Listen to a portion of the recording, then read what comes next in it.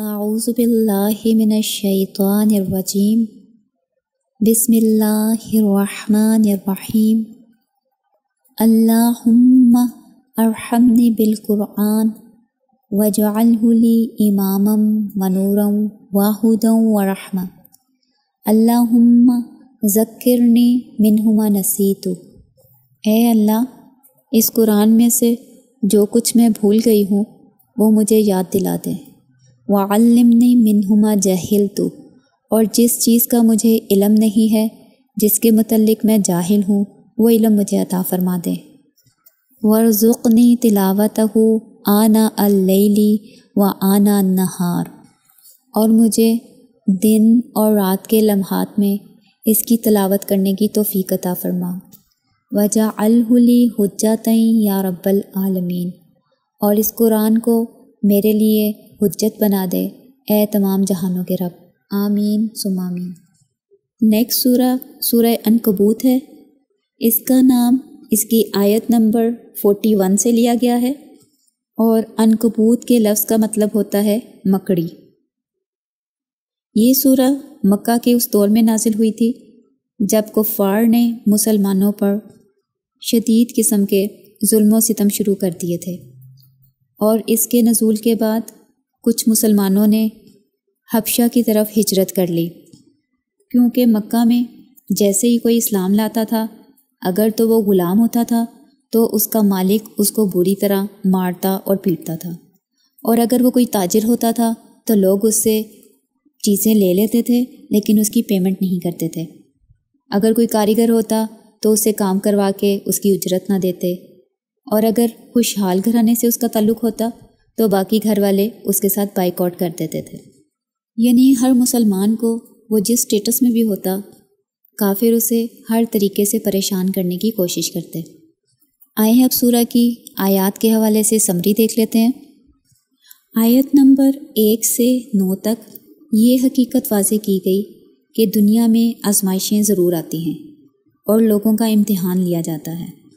پھر اس کے بعد والدین کے حقوق کی بات کی گئی کہ ان کے ساتھ اچھا سلوک کرنا چاہیے اور ان کی اطاعت کرنی چاہیے، البتہ اگر وہ شرک کرنے کا کہیں تو ایسی صورت میں ان کی بات ماننا جائز نہیں۔ پھر آیت نمبر 10 سے 13 تک منافقوں کی چال بازیوں اور کافروں پر دگنے عذاب کا ذکر ہے۔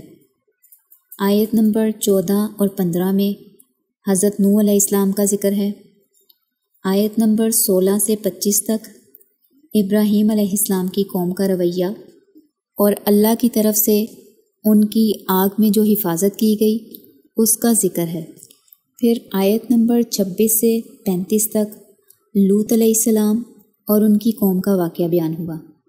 36 سے 40 تک حضرت شعیب، ہود، صالح اور موسیٰ علیہ السلام کا تذکرہ ہے۔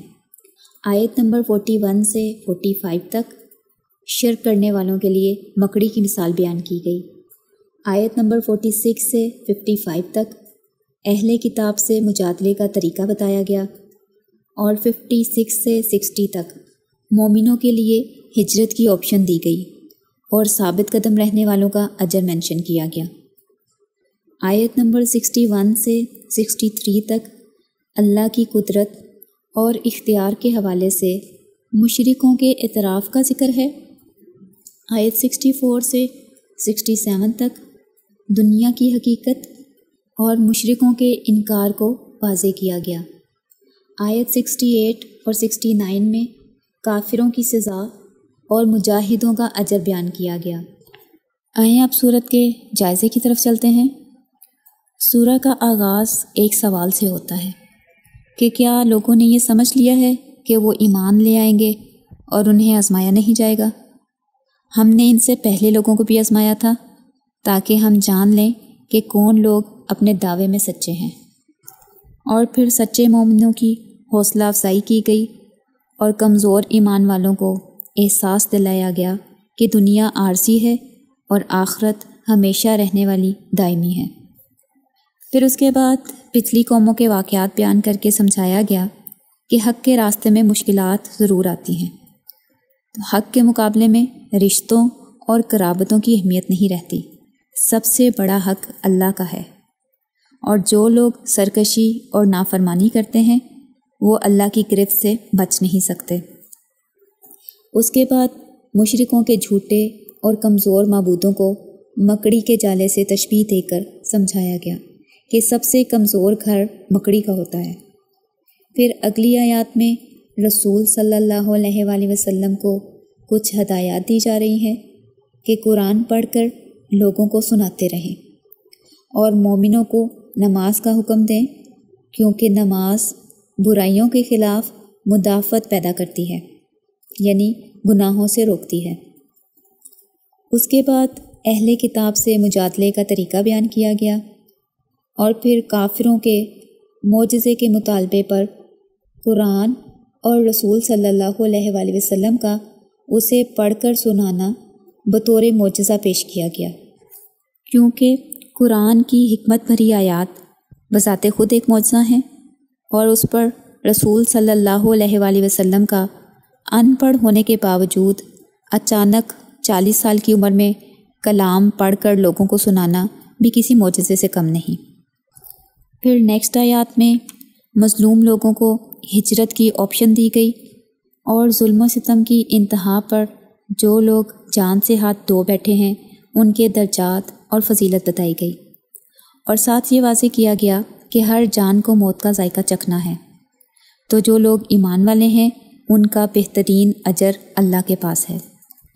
اور پھر رزق کے حوالے سے ایک حقیقت واضح کی گئی کہ رزق دینا اللہ کی ذمہ داری ہے، اور اس بات کو سمجھانے کے لیے جانوروں کی مثال پیش کی گئی کہ کیا کبھی تم نے کسی جانور کو اپنا رزق اٹھا کر چلتے پھرتے دیکھا ہے؟